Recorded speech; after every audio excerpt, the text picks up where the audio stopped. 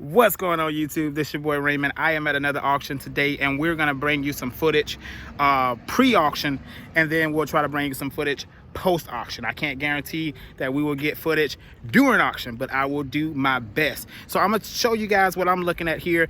Tell you where I am. I am down in Albany, Georgia. I am at Albany Auto Auction in Albany, Georgia. So if you are in Georgia, come check them out. Got some nice little whips. I'm gonna show you a couple ones that I am interested in and tell you why I'm interested in them and tell you kind of what my margins could be. So let's go ahead and jump into the video. All right, this is number one up on our list. This is a 2007 Chevrolet Equinox. It is it runs and drives. It passes the run and drive test. It will pass a test drive. Tires on it is pretty good. One of the things I like about these Equinoxes is that the consumer mindset of an Equinox, the type of consumers that I serve, they would see this vehicle as reliable. Now, for you mechanics, maybe another story, but for the average consumer, an Equinox is fairly okay. It is a 2007, and so it does have a newer, nicer look to it. The body on it isn't hurt, but the tail lights and headlights are oxidized. Now, so you guys saw that tag. We'll talk about that for a second. So as a dealer, going to a dealer only auction, right, it puts things into perspective when it comes to I don't know if this is a dealer only or public. It may be a dealer and public auction. But it puts things into perspective. If Jack Stone could not sell this car, why is it here? So that's, as a dealer, something you have to find out. All right, so we'll jump in. We'll start it up. Starts up right away. Nothing funky with the let's see if I can get a better angle. There's nothing funky. There does have a service airbag light, but there's nothing funky with the way it starts. It starts up good, and I actually drove this one already, so this is something that will be on our list. So these are the type of cars, guys, that I look for under $1,000. The reason this car could potentially sell for under $1,000 is because of the miles. It has 211,000 miles on it, and it's not the best looking truck. So when you're doing buy here, pay here on the type of cars that I tell you to buy, then you will profit and make the money that I tell you that you can make. So on this car, let's just talk numbers, for instance. 211,000 miles. Most people would think that these miles on this car is no way somebody will buy it. But I am convinced to believe that that's opposite, and I am proven, and I know that it's opposite. There's a buyer, there is a behind. I'll keep it less vulgar. There is a behind for every seat, okay? Every car, there is a buyer. Your job is to know your market. Your job is to know what type of consumer you serve. The quicker you learn that, the better you will be, profitability wise. When you know who you are serving, it is easier to serve them. When you do not know who you're serving, you're guessing every time. So, number one tip from Raymond today: learn your market. Learn who you are serving. Become one with who you are serving. All right, so numbers. Chevrolet Equinox, 211,000 miles. If I buy the car for $1,200, that's high side. If let's just say I buy the car for $1,000, it's tax time, so the $1,000 rule is very difficult to do in tax season. But if, for instance, you do it, you buy it for $1,000. With your buy fee, you'll probably be at $150 to $200. So we'll just round up to $1,200. You're in it for $1,200. Your down payment is instantly $1,400 for that truck. If you want to make it even, $1,500 down. The truck, the Easy price would be $28.99. $28.99. That is getting your profit and moving on. That is not robbing and raping people. That is getting your profit and moving on. All right, $28.99 on a car you paid $1,200 for out the door, all in. So if that don't make your ears perk up, I don't know what will. Now, if you are full of greed and let me not say that. If you want to push the envelope, because there's nothing wrong with making money. I'm not gonna tell you that there's something wrong with making money. If you wanted to, you could hold out to 3,200, even with that type of miles. But I don't see you getting over 32. AC works, engine works, transmission works, interior isn't destroyed. Doesn't have any foul odors that you gotta be concerned about. So yeah, so that's how it's done, guys.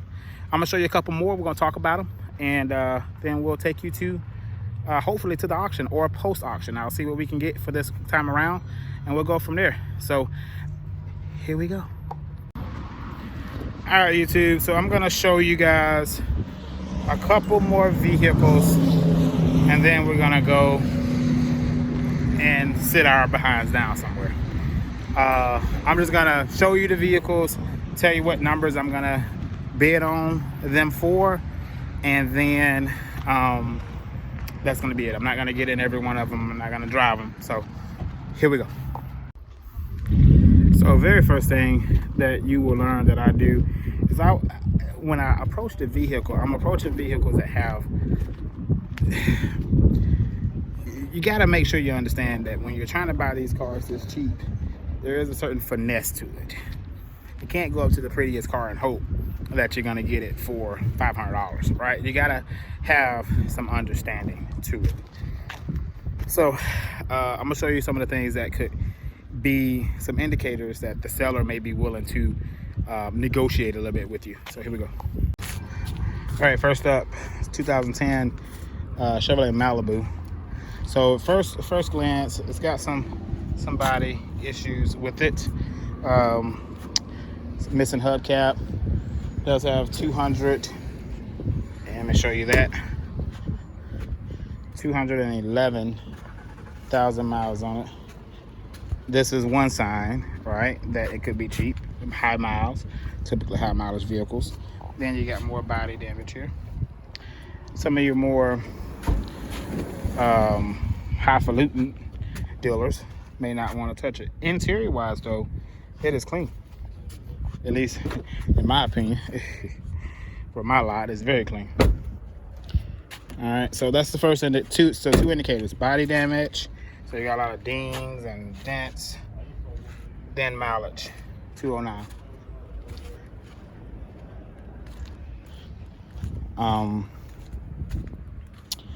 Then when you get in the car, to further validate some of the initial, you want to get into the car and you want to start it up, see how it runs, right? Now there are a metric for us that we need to understand. The car must run. So you get in the car for under, for $1,000. Let's just say $1,200 because we're in tax time. $1,200 or less. It still has to run in order for you to get that. But right off the bat, we got some warning lights. So we got ABS light. We have service traction. ESC is off, which is the steering control. I guess like the stability control. And then we have the airbag light on. All right. So then we want to kind of get in and start playing with some of the key features of the vehicle. Do we have air? I don't hear the compressor. So compressor is not engaging, which means the air doesn't work. It is now March. Today outside here in Albany, it is 79 degrees. So we are getting into the hot time here for Georgia. Then another thing, the radio doesn't work, right? So that's another ding on the list. That's gonna kind of give you a sign that, okay, this car could possibly go for cheap. All right. So if you're wondering, So if you're wondering, how do I determine, you know, which cars to look at, how to kind of discern what are going to be some cars that I walk up to. So those are some of the cues that I use, and I use that for this car. So you just got my secret. Let's keep going. All right, so this is another car that I have on my list. Now, I will tell you this is a PT loser. Sorry, PT cruiser. But here is the thing, nobody likes these cars, okay? Here's what I say about the PT cruiser. You have to understand the common issues with them. The common issue that I know of is blown head gaskets, overheating, misfires. Those are some of the three top that I know of. And then the transmissions in these cars are fairly decent. But all right, we have a 2005 with 147,000 miles on it. Now, here's the thing about this car. When we looked at the Malibu, I told you about the body. So this car, the body looks good. There's not really any body damages. Miles, those miles are okay for a 2005. 147, I mean, that's an average 15,000 mile per year, maybe under a little bit, you know, per year that they kind of forecast that the car should be driven, or most Americans drive. And we look in the interior. The interior of this car is fairly clean. I mean, it's really clean, actually. I mean, it looks like it's been detailed. So, starting to not look too good, besides the fact that it is a PT Cruiser and most people don't want to buy them. And as we get a little closer, look what we found. We found a 5-speed. Take the key out. We found a 5-speed. Now, this could go one or two ways. It could go in our favor or against us, because they are so rare. It could be a situation that somebody was like, oh man, it's a 5-speed, let's give it a go, right? So somebody could be attracted to that fact that it's different and it's unique. So once we, you know, identify, so now we got two things working for us as to why we feel like it should go cheap. It's a PT Cruiser. Number two, it's a stick, all right?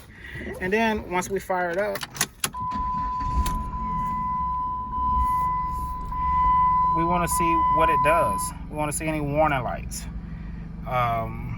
So far, there is no warning light. The brake is actually up because the emergency brakes are on, because it is a stick. All right.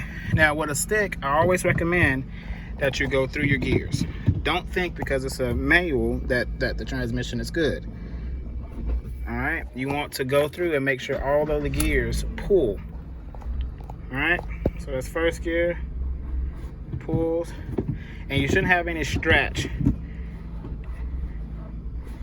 And when you try to release the clutch, if you hear grinding or squealing or hollering, that is the car not taking the gear. You don't want that. Walk away. All right. Choking down, sitting here still isn't a bad thing, because as long as the car is pulling, okay. I drove this car already and it drives fair. It will pass a test drive. I mean, the seats and everything on this car is good. I mean, the miles show that somebody kept it. I mean, somebody at least didn't trash it. So that's always a decent sign. So those are my two things on the PT Cruiser. So something that's unique, something that's different, something that most people would walk away from. So let's see what else we can find. Way too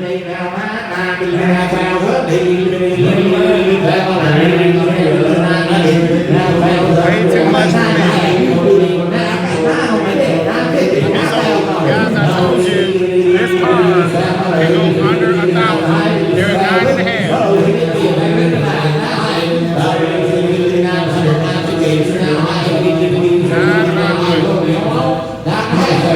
So I told you guys, but it's too much for me. It's still too much for me. Got 900. You roll it on 88. Come on up, Shelby. Let's go. 2,700. All right, this is the second one I told y'all about. Let's see if we got it. Let's see if we got it. Oh, yes, sir. Let's set around the green light. 08 model. say green light on this one. They're gonna want some money. 700, 800, 800 on the now line, 800, 900, now line, 800, 900, now line, 900 on it. 8.5, I never thought that. Now 900, now line,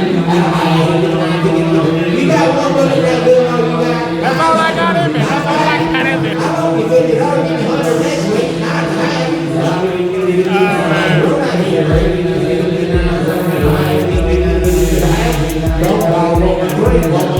They got it there for 9.5 or 900. So guys, that's what I'm telling you. You can find cars under $1,000. This car is on a car for $900. It may sell for a little bit more.